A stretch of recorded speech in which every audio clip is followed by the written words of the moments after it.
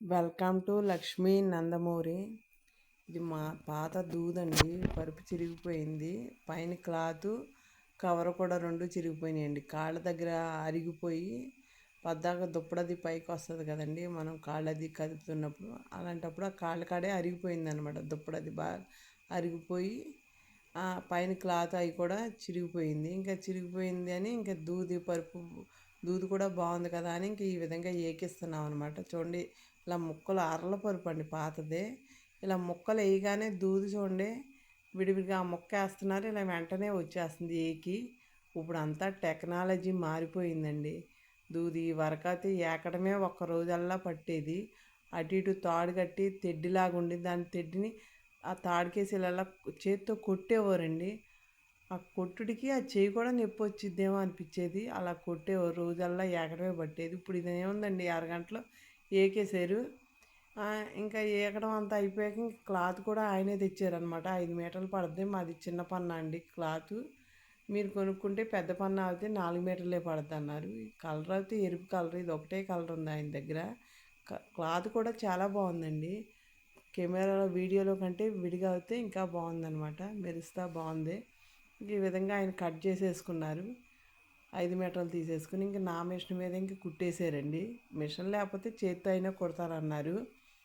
ఇంక ఈ విధంగా కుట్టేసుకుని ఇంక దూది ఎక్కిన దూది ఇంక ఆ కవర్లో కుక్కేసారనమాట. చూడండి దూది అది ఎంత ఏకి భలే ఉంది. దుమ్ము అది ఏకేసరికి దుమ్ము కూడా పోయిందండి. అంత బాగా ఏకారనమాట. మిషన్లో వేయగానే చక్క విడివిడిగా వచ్చేసింది. అప్పట్లో మీ నాన్నగారు కొన్న దూది కూడా నెంబర్ 1 దూదండి, బాగుంది అసలు అన్నారు. కొంచెం కలర్ ఏకేసరికి కలర్ దుమ్మది పోయిందనమాట. బాగా ఏకారు. అప్పట్లో నెంబర్ 1 దూది కొన్నారు కాబట్టి బాగుంది. ఇప్పుడు కూడా అదే దూది 350 అండి ఇప్పుడు కొంటే. అప్పట్లో మరి నాన్న ఎంత కొన్నాడో మనకేం తెలిసింది, గుర్తులేదు. అలా ఏకేసారనమాట. దూది కూడా అండి, మా పిల్లలు చిన్నపిల్లలు అప్పుడు ప్యాస్ కూడా కిందకి దిగనిచ్చేదాన్ని కాదండి. పైన సీట్ కవర్, మీటర్ కవర్ కొనుక్కునేదాన్ని. ఆ కవర్ వెడల్పుగా వేసి పైన పాత దుప్పడు వేసేదాన్ని అనమాట. ఇంకా పరుపు కిందకే దూదికి తడిసేది కాదు. దానివల్ల కూడా దూది కూడా పాడవలేదండి. మళ్ళీ ఆ సీట్ కవర్ చిరిగిపోగానే మళ్ళీ ఇంకో సీట్ కవర్ కొనుక్కునేదాన్ని. అంత జాగ్రత్తగా ఉండబట్టే కదా దూది పాడవలేదు. ఇంక మా వారైతే అనేవారు, ఈ దూది ఎందుకు, మనం స్వాంజీ పరుపు కొనుక్కుందాం, దూది ఎందుకు అనేవారు. నేనైతే ఉంది కదా, ఈ మళ్ళీ స్వాంజీ పరుపు ఎందుకు, ఈ దూది అంతా అని ఇంక ఈ విధంగా దూది అది పెట్టి కుట్టించేసాను అనమాట. ఇంక కుడతం కూడా బాగా కుట్టారండి. ఈ వరకు నాన్న కుట్టించింది అయితే అరల పరుపు అయితే ఇంకా బాగుండేది. ఇంక మామూలుగా ఈ పరుపు ఇలా కుట్టించారు. ఇంక దాన్ని చూడండి రోకలు పెట్టి ఇలా అదుగుతున్నారనమాట, నొక్కిద్దని.